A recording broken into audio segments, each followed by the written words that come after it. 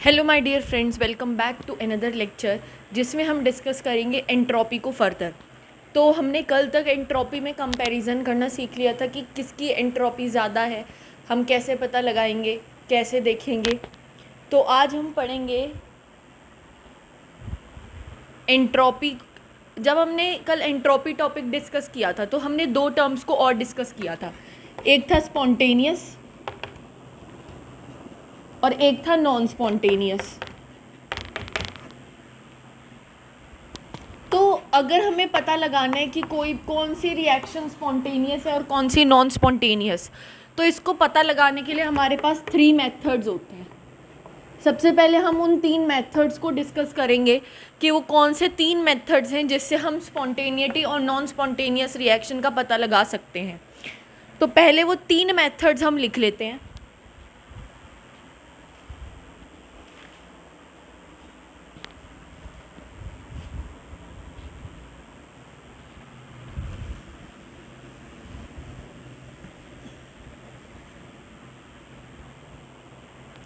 Method number 1, ये method है for an isolated system.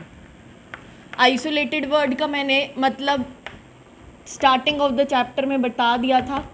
तो जब कोई सिस्टम आइसोलेटेड है और मुझे पता लगाना है कि इस सिस्टम में जो प्रोसेस हो रही है वो स्पॉन्टेनियस है या नॉन स्पॉन्टेनियस है, तो इसके इसको देखिए, इसको हम डेल्टा एस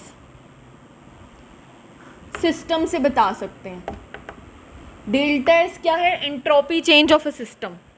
अगर तो entropy change of the system positive हुआ तो वो जो रिएक्शन है, वो जो प्रोसेस है, वो होगी स्पॉन्टेनियस। क्यों? It means entropy system greater than 0 होने का मतलब है एंट्रोपी सिस्टम पॉजिटिव है।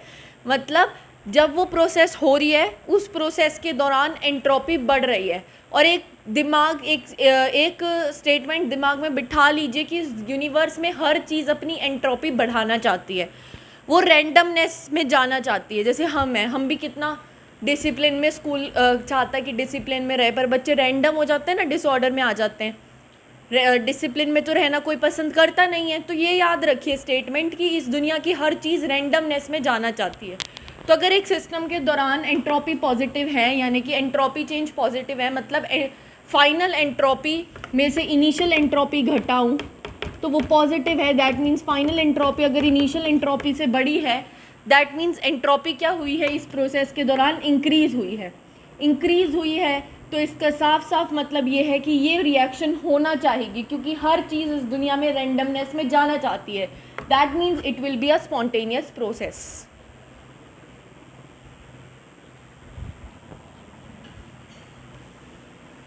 दूसरा पॉइंट देखिए, अगर delta S of system less than 0 हुआ तो वो जो प्रोसेस होगी वो होगी नॉन स्पॉन्टेनियस।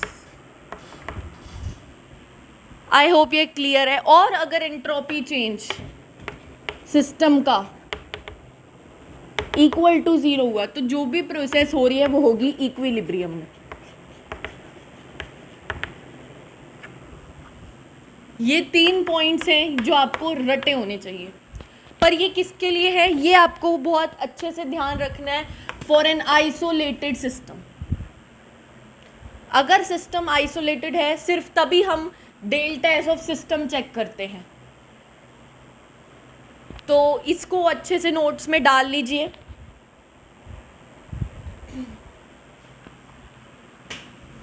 अब ये केस हो गया आइसोलेटेड सिस्टम का।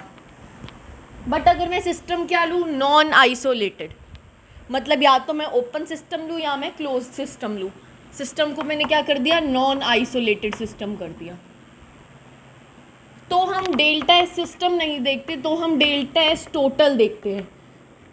डेल्टा एस टोटल में क्या होता है? Delta S system plus delta S surrounding. मतलब पहले हम डेल्टा एस सिस्टम निकालेंगे, फिर डेल्टा एस सराउंडिंग करेंगे, उन दोनों को ऐड करेंगे तो हमारे पास डेल्टा एस टोटल आएगा। अगर तो delta S total greater than 0 आ गया तो ये जो प्रोसेस है ये होगी स्पॉन्टेनियस। अगर delta S total less than 0 आ गया तो ये प्रोसेस होगी नॉन स्पॉन्टेनियस। अगर delta S total equal to 0 आ गया तो ये प्रोसेस होगी इक्विलिब्रियम पे। आई होप ये तीनों चीज़ें आपको क्लियर हैं। ये फिर से याद रखिए कि ये डेल्टा एस टोटल हमें चेक करना है कब, जब नॉन आइसोलेटेड सिस्टम होगा, और डेल्टा एस सिस्टम कब चेक करना है, जब आइसोलेटेड सिस्टम होगा।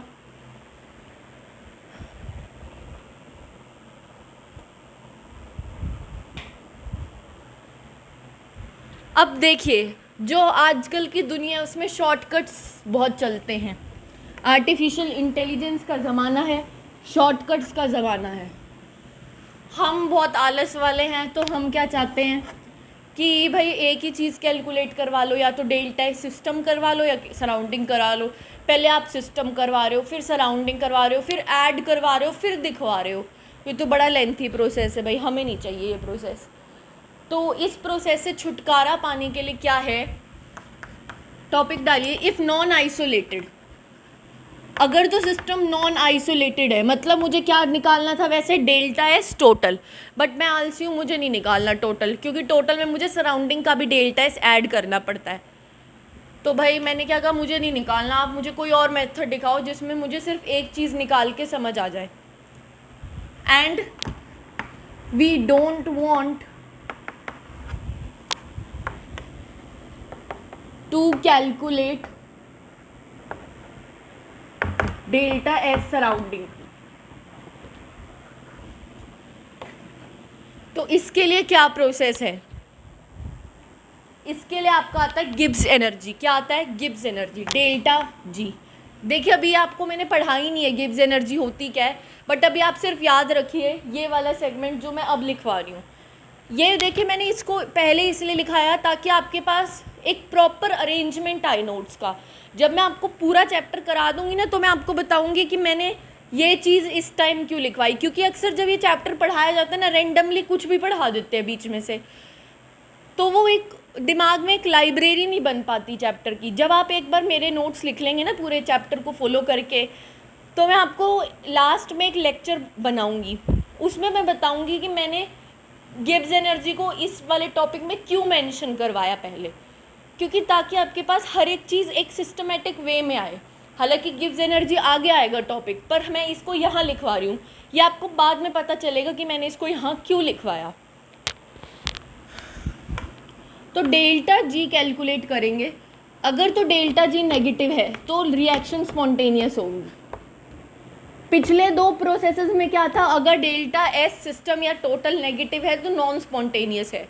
यहाँ गौर क्या करना है, अगर डेल्टा जी नेगेटिव है तो वो स्पॉन्टेनियस है। अभी बस ये याद कर लीजिए, एक्सप्लेनेशन इसकी आगे आएगी। डेल्टा जी अगर ग्रेटर देन 0 है तो वो नॉन स्पॉन्टेनियस है, और अगर डेल्टा जी इक्वल टू 0 है तो रिएक्शन इक्विलिब्रियम पे है।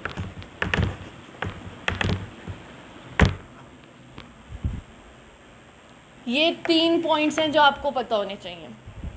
इस चीज़ से हम बताते हैं कि कोई रिएक्शन स्पॉन्टेनियस है, नॉन स्पॉन्टेनियस है, या फिर इक्विलिब्रियम पे है। मूविंग ऑन,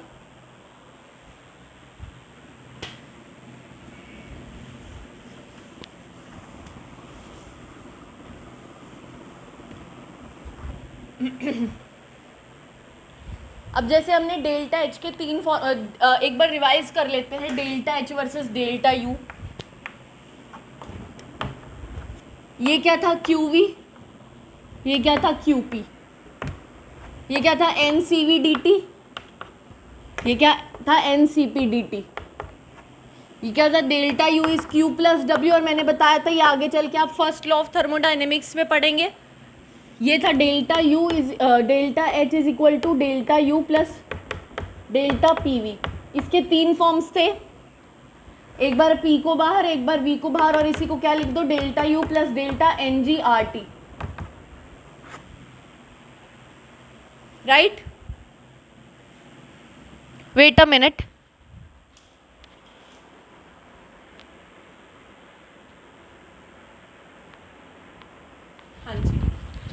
एक्चुअली ये वाली चौक थोड़ी विजिबल कम है, तो ये 3 फॉर्मूलाज हमने इनके याद करे थे। अब हमें एंट्रोपी पे, तो एंट्रोपी का भी कोई फॉर्मूला तो होगा ही।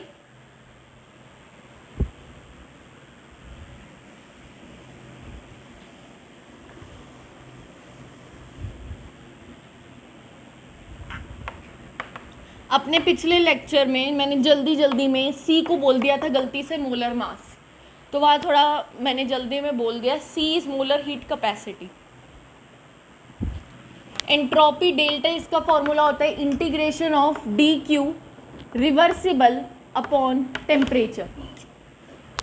ये फॉर्मूला आपको रट्टा होना चाहिए। Delta S is equal to integration D Q reversible upon total, मतलब रिवर्सिबल प्रोसेस के दौरान जितना डेल्टा क्यू आया है उसको आप टोटल से टेम्परेचर से डिवाइड करेंगे तो आपका डेल्टा एस आएगा।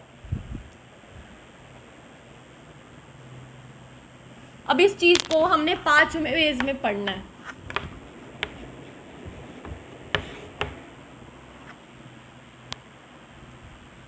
पांच वेज में हमें ये चीज़ को ध्यान से पढ़ना है। So let's start.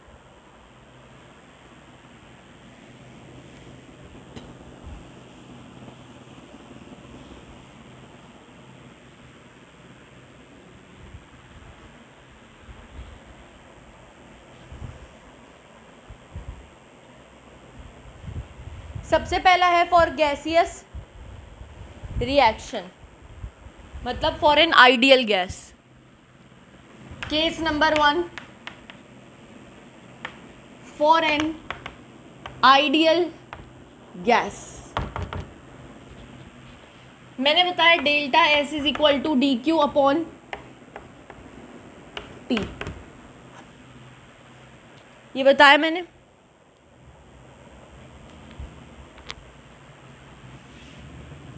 आपको ये भी पता है D U is D Q plus D W. इससे आप डी क्यू क्या लिख सकते हैं, D U minus D W. Yes, तो लिख दीजिए।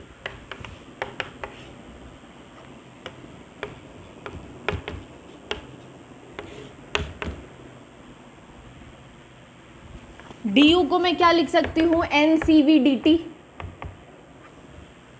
बोलिए। और डी डब्ल्यू को मैं क्या लिख सकती हूँ, minus P D V. Yes, लिख रही हूँ मैं यहाँ।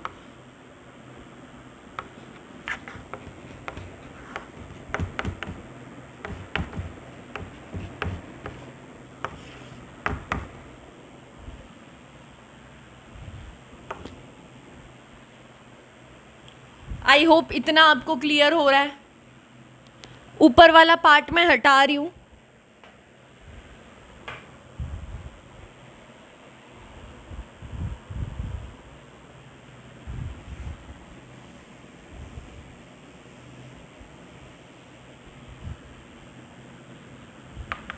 ये बेसिकली हाँ सीधा मैं पॉजिटिव साइन लगा रही हूँ, माइनस माइनस। अब मैं टी को दोनों को सेपरेट कर रही हूँ, तो integration of N C V D T upon T plus में integration of P D V upon T. मैं यहाँ मान के चल रही हूँ कि C V is not the function of T. इसमें मैंने ये मान के चला कि C V is not the function of T.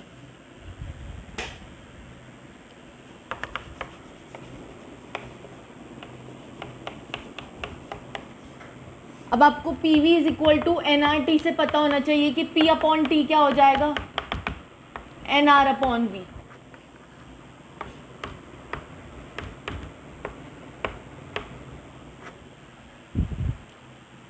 One upon T का इंटीग्रेशन होता है law L N T.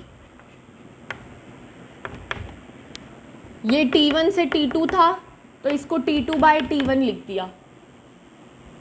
I hope so आपको ये आइडेंटिटी पता है कि L N T two minus L N T one is equal to L N T two upon T1।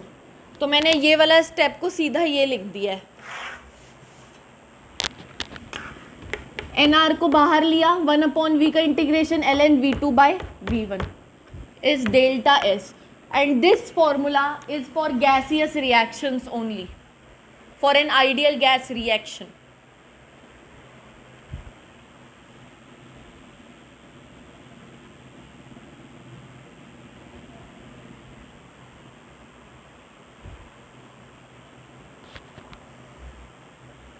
I hope it must be clear to you.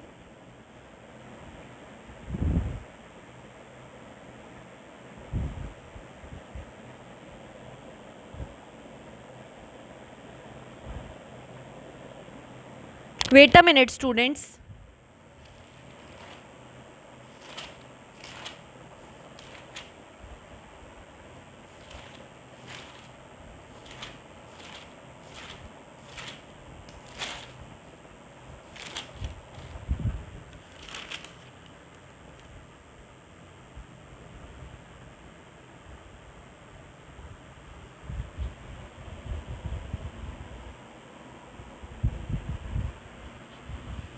अब आपको पता है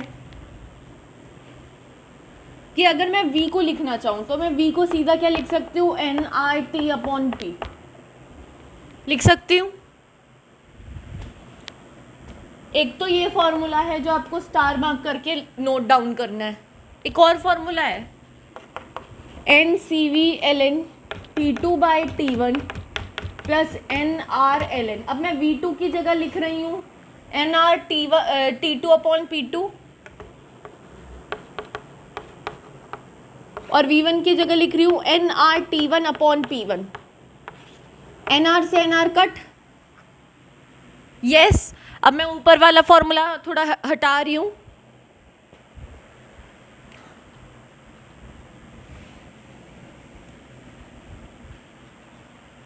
तो देखो ये वाली चीज़ मैं अगर यहाँ लिखूँ तो NCV ln T2/T1 plus NR ln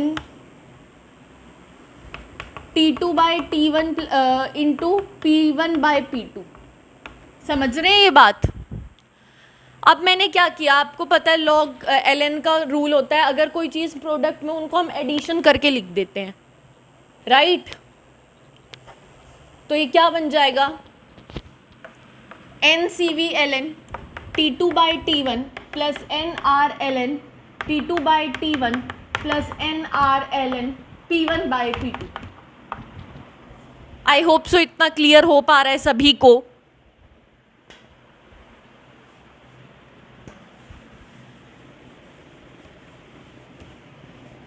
questions में थर्मोडायनेमिक्स के साथ साथ नहीं करवाऊंगी. रीज़न मैंने आपको बहुत अच्छे से क्लियर किया था. लास्ट में हम इसके बहुत सारे क्वेश्चंस करेंगे. स्टेट्स ऑफ मैटर के जितने क्वेश्चन मैंने करवाए उससे तो कई गुना ज़्यादा इसके क्वेश्चन करने हैं. अब देखिए n ln T2/T1 n ln T2/T1 common लिया,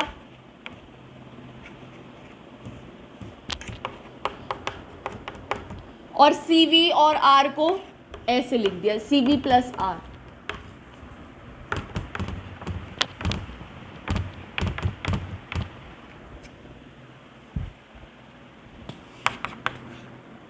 CV प्लस R क्या होता है, CP. यस, एक इक्वेशन लिखवाई थी मैंने, CP minus CV gives R for 1 mole of gas. अगर मैं CV को उधर ले जाऊं तो CP क्या आ गया, R प्लस CV. तो NCP ln T2/T1 plus NR ln P1/P2. एक ये फॉर्मूला हो गया आपका delta S for ideal gas के लिए. तो आपको दो फॉर्मूलेज याद रखने हैं delta S for ideal gas के लिए. आइडियल गैस कह लो, कोई गैसियस रिएक्शन दे रखी हो वहाँ पे भी आप ये यूज़ करेंगे अगर आइडियल वर्ड ना भी लिखा हो.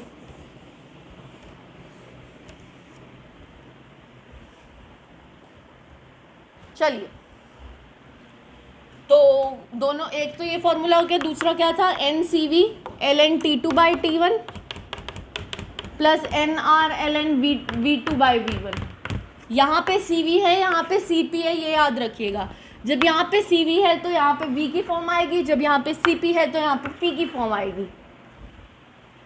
ये याद रखिएगा, V वॉल्यूम लिखते वक्त 2 वाली वॉल्यूम ऊपर है, P लिखते वक्त 2 वाली वॉल्यूम नीचे है। ये कुछ बेसिक्स है जो इस फॉर्मूले को याद करते वक्त अच्छी तरह ध्यान होने चाहिए। Moving on to next thing, दूसरा केस है हमारा फॉर अ केमिकल रिएक्शन। कोई केमिकल रिएक्शन है जिसमें गैसेस नहीं है, मतलब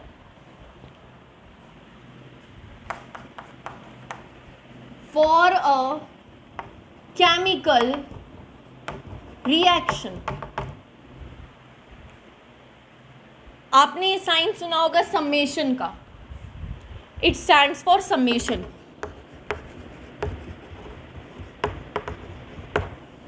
ये किसके लिए खड़ा होता है? समेशन के लिए खड़ा होता है साइन। तो अगर आपको बताना है डेल्टा एस ऑफ रिएक्शन, तो summation delta S of product minus summation delta S of reactant. Simple सा फॉर्मूला है, इतना कोई सोचना नहीं है।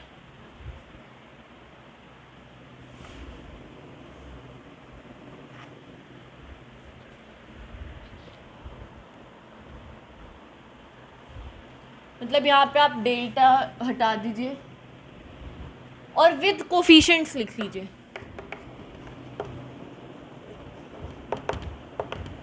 मतलब एक छोटा सा एग्जांपल दे देती हूँ मैं कैसे कह रही हूँ।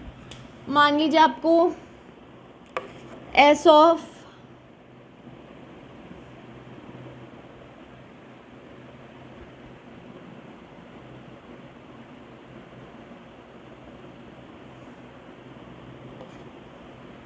कार्बन दिया है, कोई वैल्यू दे दी,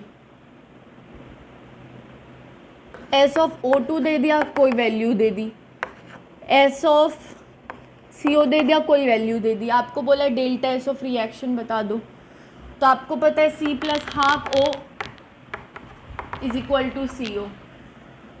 तो आपने क्या करना है, delta S of CO minus S of carbon minus half S of oxygen. तो मैं ये कह रही हूँ विद कोफिशिएंट्स का मतलब ये हाफ यूज करेंगे आप।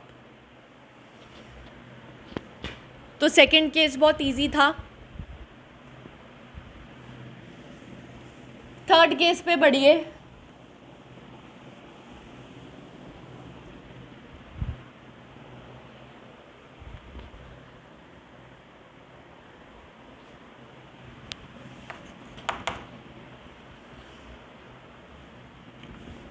फॉर फेज ट्रांसफॉर्मेशन,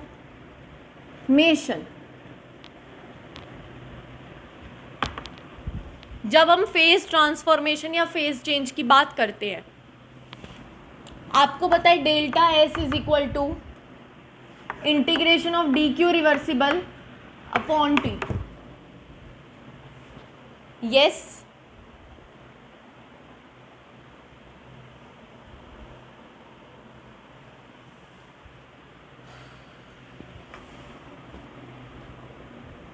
अगर तो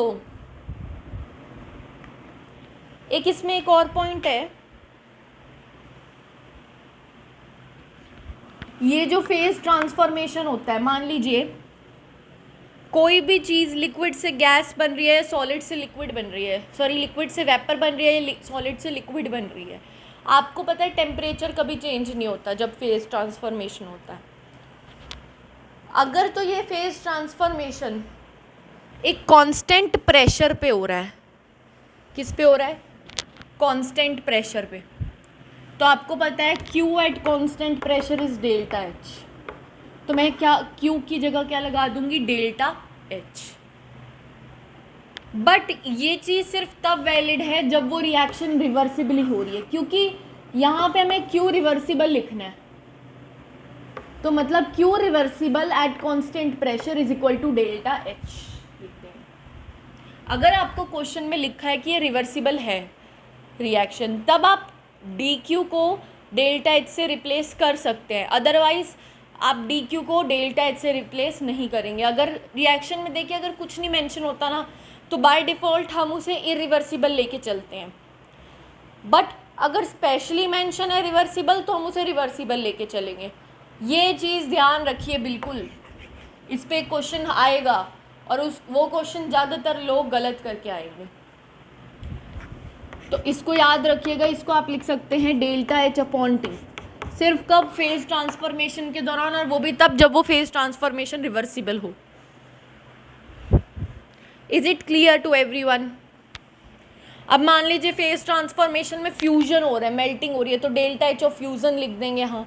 सब्लिमेशन हो रहा है तो डेल्टा एच सब्लिमेशन का लिख देंगे यहाँ। वेपराइजेशन हो रहा है तो डेल्टा एच वेपराइजेशन का लिख देंगे यहाँ, एंड सो ऑन।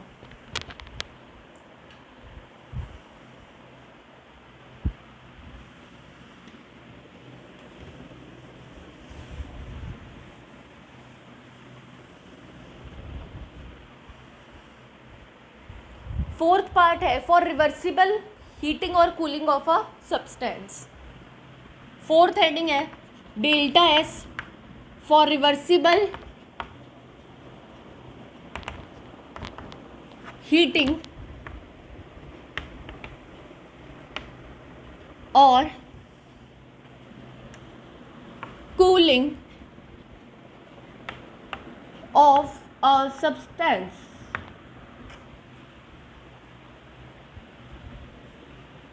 यस,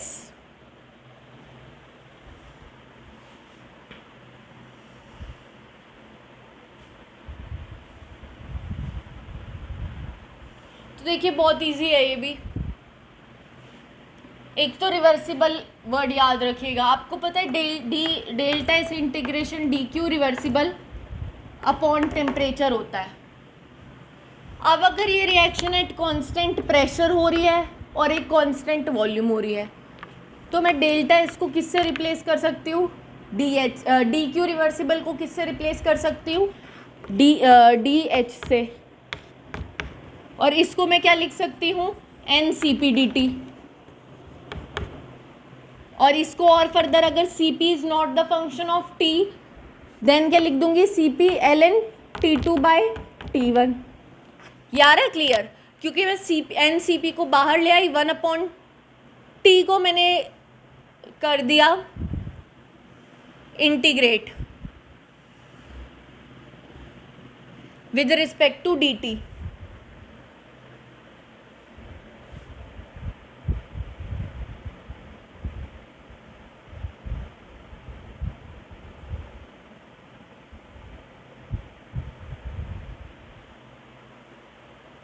अब अगर यही डेल्टा एस मतलब ये जो चेंज हो रहा है हीटिंग या कूलिंग वो कांस्टेंट वॉल्यूम पे हो तो डी क्यू को क्या मैं लिख दूंगी? डेल्टा यू लिख दूंगी, क्योंकि heat content at constant volume is delta U. और डेल्टा यू को मैं फर्दर क्या लिख सकती हूँ? Integration N C V D T upon T.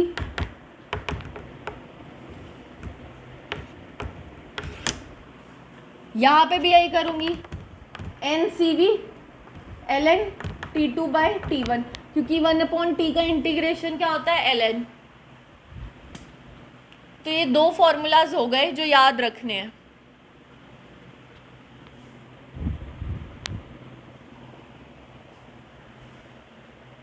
Okay, तो ये था रिवर्सिबल का। आई होप आपने नोट डाउन कर लिया और ये समझ आ गया है। मूविंग ऑन, अब ज़रूरी नहीं है हर जगह रिएक्शन रिवर्सिबल फॉर्म में ही हो, इरिवर्सिबली भी रिएक्शन हो सकती है।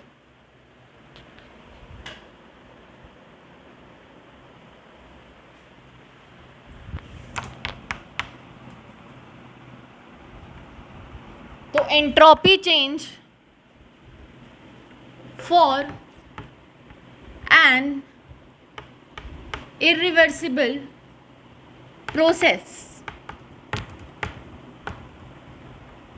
आपको पता है क्योंकि डेल्टा एस के फॉर्मूला में इंटीग्रेशन डी क्यू रिवर्सिबल था तो मैं यहाँ पे रिवर्सिबल वाला क्यू ही लिख सकती हूँ। समझ रहे हैं बात?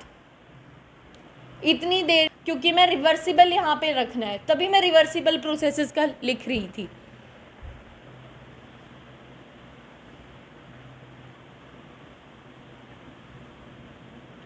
मतलब मैं रिवर्सिबल यहाँ लिखा है, इसीलिए इतनी देर से हम रिवर्सिबल प्रोसेसेस का ही लिख रहे थे।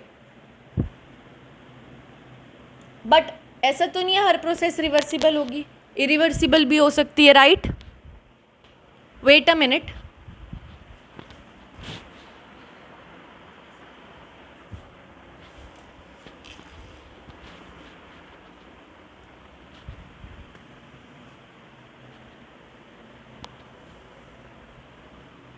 तो जब हमारी कोई भी प्रोसेस रिवर्सिबल है, इरिवर्सिबल ही हो रही है, ए से बी बन रहा है और वो एक इरिवर्सिबल प्रोसेस है,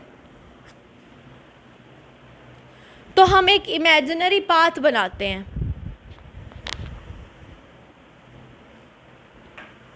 हम क्या करते हैं? एक इमेजिनरी पाथ का फॉर्मेशन करते हैं, एक इमेजिनरी रिवर्सिबल पाथ का फॉर्मेशन करते हैं और इसमें डेल्टा एस निकालते हैं। इस इमेजिनरी रिवर्सिबल पाथ में जो डेल्टा एस आया है वो निकाल लेते हैं। ओके, अब आपको पता है delta S is a state function, तो वो तो पाथ पे डिपेंड करेगा ही नहीं, मैं किसी भी पाथ से जाऊँ, वो तो सिर्फ इनिशियल स्टेट और फाइनल स्टेट पे डिपेंड करता है। तो चाहे मैं रिवर्सिबल पाथ से जाऊँ, रिवर्सिबल पाथ से जाऊँ, डेल्टा एस की वैल्यू तो फिक्स ही आएगी अगर initial and final points fix हैं। तो मैंने एक रिवर्सिबल पाथ इमेजिन किया और मैंने उस इमेजिनरी रिवर्सिबल पाथ का डेल्टा एस निकाला और फिर मैंने अपना क्वेश्चन सॉल्व किया। लिखिए, मैं बोल रही हूँ, आप लिख लीजिए। To calculate entropy change for an irreversible process we would consider an imaginary reversible path since entropy is a state function it does not depend upon path. तो that means delta S irreversible will be equal to delta S reversible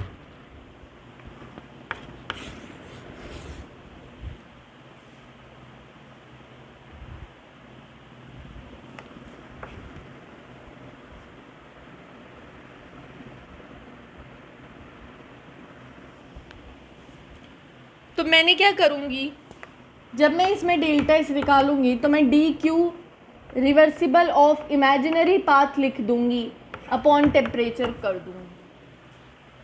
ये मैंने क्या लिखा है? D Q reversible of imaginary path.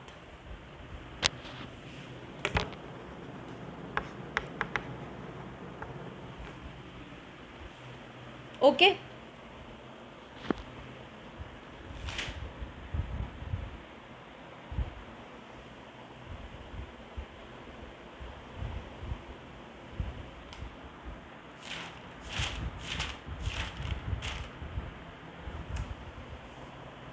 इसके आगे का continue हम नेक्स्ट लेक्चर में करेंगे। ये वीडियो इतना ही होगा। नेक्स्ट लेक्चर में हम इसको, इसी चीज़ को, इसी हेडिंग को कंटिन्यू करेंगे। तो आज के लिए इतना ही। तब तक के लिए आप पढ़ते रहिए, अच्छे से पढ़िए, पुराने नोट्स रिवाइज़ करिए and till then good bye.